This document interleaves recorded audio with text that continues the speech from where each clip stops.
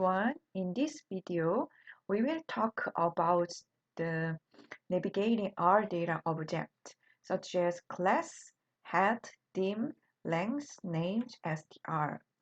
Among them, we already learned about in previous videos. For example, class, head, dim, and so on. But in this video, we will talk about length, named str functions in detail. So these functions for navigating our data object, they are very, very important for checking data object regardless of the problems, all right? So please take photo this slide and frequently check your photo album on your cell phone, all right? So naturally you can recognize and understand and have the computational thinking and so on, all right? So to explore our data object, we can create a new one, such as the vector metric data frame, or we can import data set from outside. For example, we can import data set in file using the read.table and read.csv, right? And finally, the data sets can be built into our packages already, all right? So it is necessary to understand current state and characteristics of data object. So please look at the left side in detail together, right? If you make the input.string.txt file,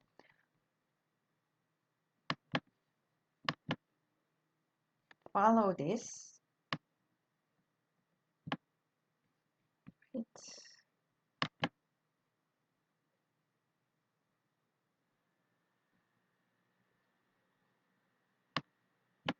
Yeah. If you make your txt file like that, we can read the file data using read.table function as we learned about it, right? And then we can use the second and third parameter, right? So after that, we can assign the data of the file to the variable, and then we check the variable data type, we can get the data frame. So as I talked to you in a previous video, we can make a data frame with the three ways. First is the function of the data dot frame, and second is edge dot data dot frame function, and third one is even though we intentionally call the data frame function, but after usage of the read.table, naturally our interpreter made our data frame, right? So after checking the data type with the class function, we can get data.frame, all right? So after that, if we use the dim function, we can get, oh, there are 4 rows and single column, right? So after that, we can get the more information using two functions, right? And if we put the variable name here, temp underbar data frame, we can get the result of the data frame format, right? Even though there are only single column, it is not vector but data frame. So you should be very careful. And if you want to check the exact data frame with the variable, please use the class function as your edge dim, all right? So if we use the class function, you can get the exact data type. And if we use the dim function, you can get the dimension information instead of null, right? So you can check the, oh, that is the exact data frame, right?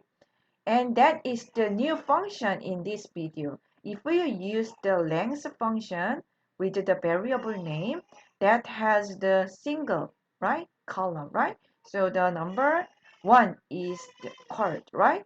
And if we use the named function with the specific variable name, you can get the column vector name, right? And in case of the str function with the variable, we can get enough information such as this variable is data frame, and that has four observation of one variable. All right. So using this, we can navigate or explore our object in detail. So please remember all functions for navigation and explanation of our object. All right. And if you use the str function, we can get more information such as the factor. What is the factor? Factor is the related with the grouping. So our interpreter observe and take a look data sets and then classify to the similar groups naturally. So if we use the factor concept in our problem, we can easily control our data set into the small samples, right? So we will cover it later, so don't worry about it. Anyway, in this variable, the factor level is the 4 level. So 100, 200, 300, and the string, right? So there can be a 4 levels here, and the levels number is the discrete integer, all right? And we will go to the next example together. Go to the right side, right? And if we made the another text file like that. So when you look at the text file name, input underbar string underbar 2 column, right? So different point is different from the first text file. The second text file has 2 column, right? The first column is the mixture data type. The second column is only composed of characters, right?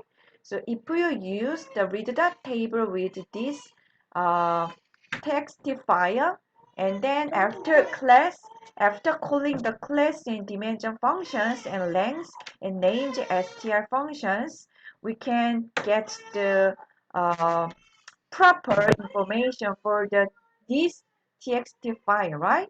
And then finally, we can check the str functions information.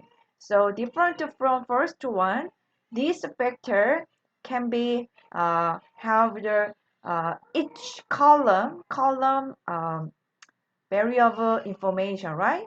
So we can explain about the vectors in detail later, right? And then finally, we can get the data frame information using the variable name, right? So in this video, we talk about the R data object explanation methodologies. Please take a look at and do it with the enough time all by yourself. Thank you for listening. See you later.